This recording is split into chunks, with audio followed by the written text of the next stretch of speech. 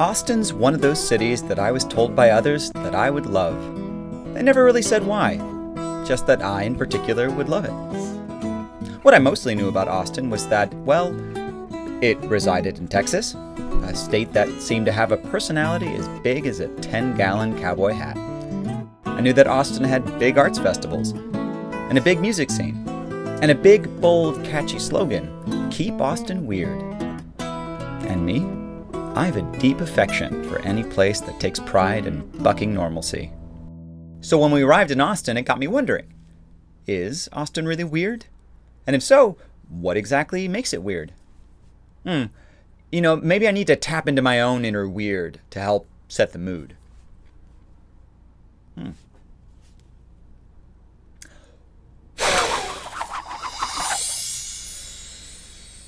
Okay, Austin. Now, I'm ready for weird.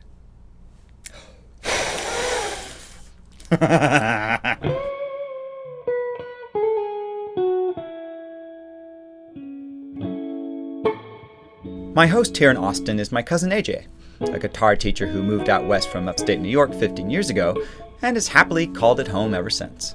Austonian people are very laid back. They're cool. Their motto is keep it weird. The whole campaign of that is not having lots of corporations decide who you are, but a lot of mom and pop shops and a lot of different places. Eclectic may be a bit of an understatement.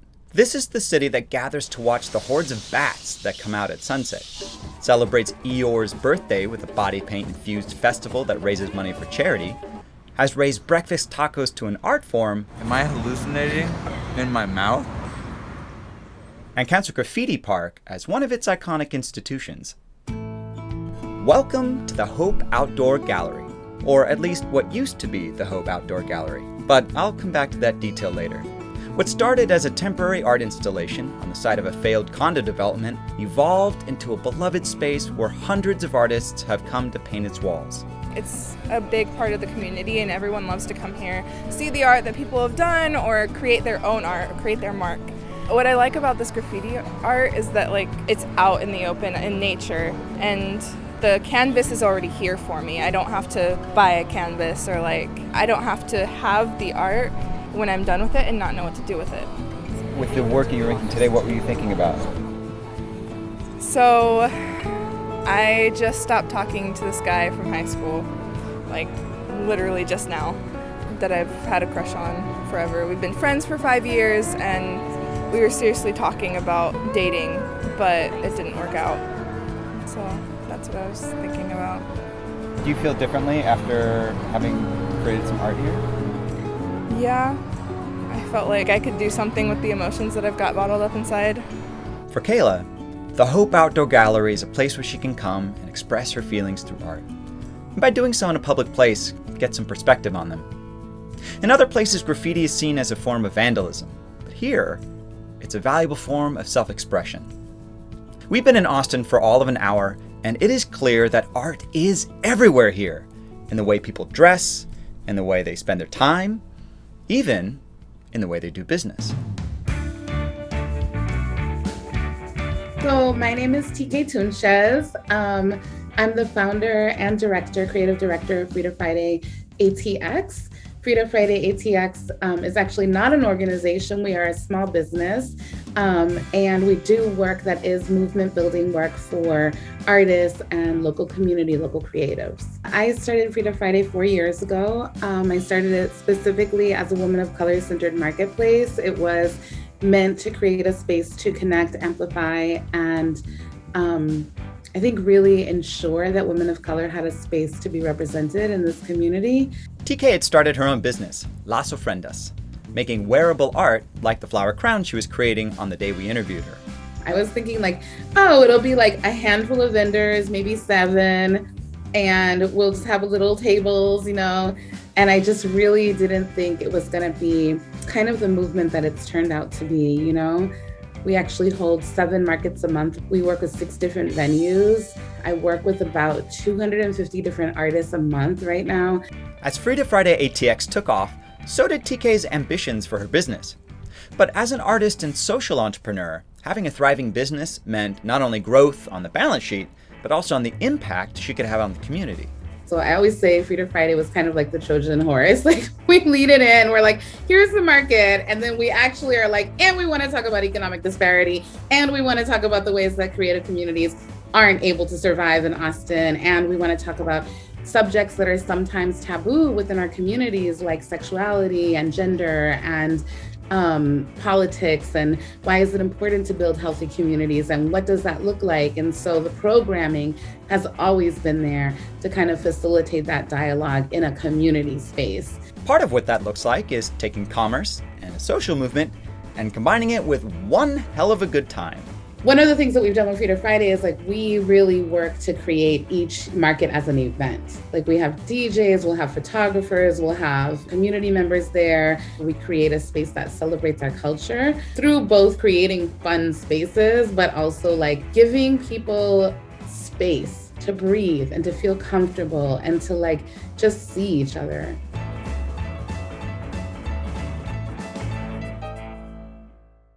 Like TK and many, many others, my cousin AJ was drawn to Austin for its creative lifestyle and its vibrant art scene. And as the father of 2 young kids, he thinks a lot about how the city values art, and particularly what it has to offer to young people.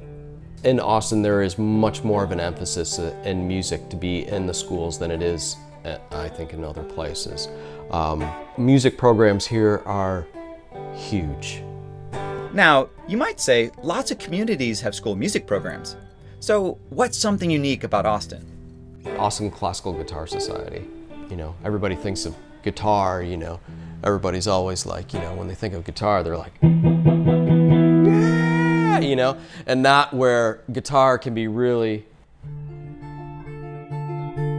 It's helped with getting that into schools and getting into kids that might not be so inclined to play music. A nonprofit that engages area youth through classical guitar? Yeah. This sounds like our kind of organization. So we met up with ACG's longtime executive director, Matthew Hensley, who graciously invited us into his home studio to chat about the organization. In 2001, we began our relationship with public schools. And that would turn into really our greatest contribution, I think, probably to society, which was to discover a way to teach guitar in public schools where there had not been one before in an organized and replicable manner. Beyond creating the nation's largest guitar curriculum for public schools, they've also developed unique programs through partnerships with organizations like the Texas School for the Blind and Visually Impaired. We're very excited about a full-scale Braille adaptation of the curriculum to empower blind and visually impaired learners worldwide to begin to develop literacy in music through Braille in an audio-supported and Braille-supported curricular way on the guitar. As the programming grew and the reach grew, I slowly began to shed that narrow sense that we were promoting an instrument and began to open up to the idea of broad community service with art. The mission is to inspire individuals in our community through experiences of deep personal significance. And the word guitar is not necessarily in that mission statement. And we've come to realize that guitar is actually just incidental in the impact that we make. Okay, I find that beautifully weird. The nation's foremost guitar education program doesn't even have the word guitar in its mission statement. And it's that kind of unique mission that led it to start the first and only 4-credit arts engagement program for incarcerated youth in Travis County, where Austin is located. School counselor Kim Anderson has been able to see the impact of this program firsthand. Here I am, I'm a school counselor in a juvenile detention center. And I've been working in this facility for 14 years now. And so I have seen, 14,000 kids come and go. Kim works at the Gardner Betts Juvenile Justice Center. It's a 6 to 9 month live-in facility for young people who have had serious run-ins with the criminal justice system. You know, these are the kids sometimes who don't have somebody loving them, and consequently they don't get to they don't get to express themselves. And though that's where I think where the arts comes in. And that's what's so amazing about what Austin Classical Guitar does with these young men and women. So there aren't safe places to express yourself in a community where you feel like you must protect yourself at all times. And that is definitely, the part of our community that our students come from. It's easy to take for granted the effect that the simple act of learning to play guitar can have. Watching someone play, we forget all of the essential skills that the musician had to learn to put on a performance in front of an audience. Austin Classical Guitar comes in with this piece of wood and metal strings, and through that and the vulnerability, these students for the first time will give themselves months of practice and sticking with it instead of quitting because they look foolish. To learn means to make mistakes. You're not going to learn without making lots and lots of mistakes. And then the fortitude to come back. And that is something that I don't think has previously been present in their ability to learn. Fortitude, sticking with it, perseverance.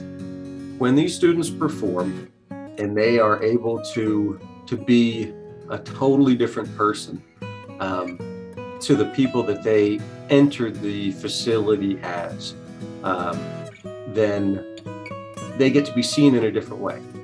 And so when that child is able to go through the underground secure tunnel and pop up into the courthouse and perform for the first time in their lives in a courthouse with 100 people in it, one of whom is the judge that has adjudicated them, one of whom is their mom, who could not have imagined their child doing this and having a room full of people stand for them.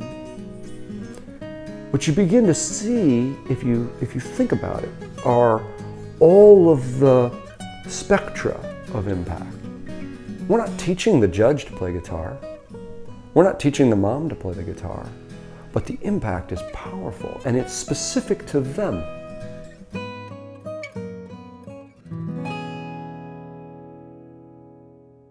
Maybe it shouldn't have been surprising that in the state that has the highest number of people behind bars, here in Austin, nonprofits are looking for ways to spread connection and community to those individuals as well. Which is part of what led us to spend the rest of the afternoon in a rented church building with Inside Books. Inside Books project sends free books to people in state and federal prisons in the state of Texas. On the afternoon we chatted with Scott. Other volunteers were busy taping up some of the 35,000 books that they send out each year. So over here, people are basically going through the packages that we've put together today and just making sure everything's in order. Then we tape and package them. And over there, we're actually packaging up the packages to be mailed to the different units. So that's where all the tape sound comes from, all the tape ripping. A lot of the prisons have libraries, but they're very restricted and they don't have very good books because especially the private prisons, because they're only focused on profit. They don't care about rehabilitation. Providing reading material to prisoners is important because it allows them to have contact with the outside world. It's an environment where people often find themselves disconnected from their friends, family, loved ones, the lives they had before. And this is a way for them to regain a sense of that. Some of the things that really get to me when prisoners are writing to us also remind me of when I was locked up, because I remember this, how much books were my lifeline. Scott broke down for us what the day in the life of an Inside Books volunteer looks like. We get about 2,000 requests every month. So you would pick a letter, read it, and see what kind of books they're looking for. You would go through the shelves and try and find those books. And then you would write back a letter to that person. And some people write longer letters, some people shorter letters. That's one of the things, a lot of book projects, they don't respond that way. They just have a receipt, they fill it out and mail it back. But we try to make it a little bit more personal. I think that my favorite requests to receive are for classic literature, specifically with like Victor Hugo. I don't know, if I can sneak a copy of Les Mis to somebody, ooh, yeah. You're going to identify with this main character for sure.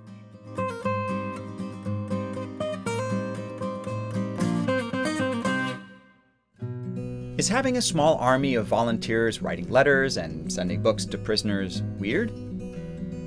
I think so. Inside Books Project is the only organization of its kind in Texas. Because, as a society, we tend to forget about people when they go behind bars. It's weird, or at least unusual, to spend time thinking about what might make their day-to-day life better while they serve time.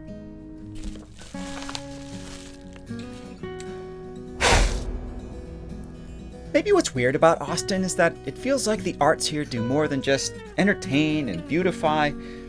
They also educate and connect people together. There's a recognition here of the essential role that arts play in society.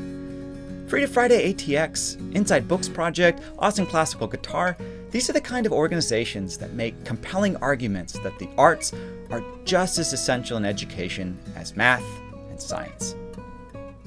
And a thriving creative culture is also not something that just happens by magic and stays that way. I absolutely feel like Austin is different than many other cities. It has its own spirit.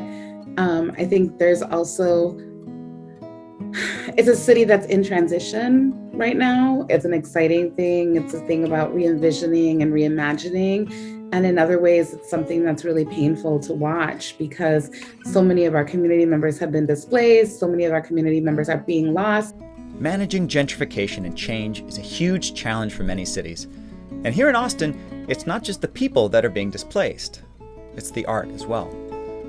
The Hope Outdoor Graffiti Park was recently demolished to make way for new housing. It'll be reopened in a bigger and better space, especially built for it. But will this new gentrified art park on the outskirts of town still be the place where the Kaylas of the world can work out their joy and sorrow through a can of Krylon? I hope so. It's a reminder that a lot of what makes a place special is the people, and the culture, the food, the unique weirdness that they bring with them. How we continue to make space for and celebrate the weird is a challenge not just for Austin, but for all of us. That's our show today. Thanks so much for watching. Please subscribe to us on YouTube, follow us on social media, and stay with us, because we're heading to Santa Fe next. I don't know why we don't rise above. I don't know. Okay, we're all set. Pigs in place, bats in place. Come on back to me now. What's so unique about what Austin has to give to people who want music? Is anybody gonna know that's a Batmobile? Oh yeah. Wow! No.